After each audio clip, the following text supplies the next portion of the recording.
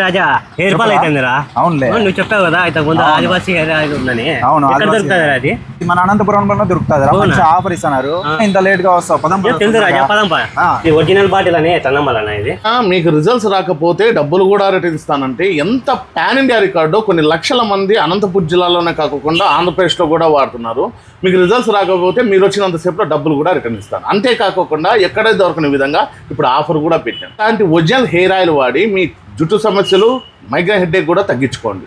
భారీ bumper offer అయితే ఇప్పుడు ఇస్తున్నాము. ఒకటి కొంటే ఒక రేటు, రెండోది కొంటే రెండు కలిపి ఒక రేటు, ఆ రేట్లో ఇస్తున్నామండి.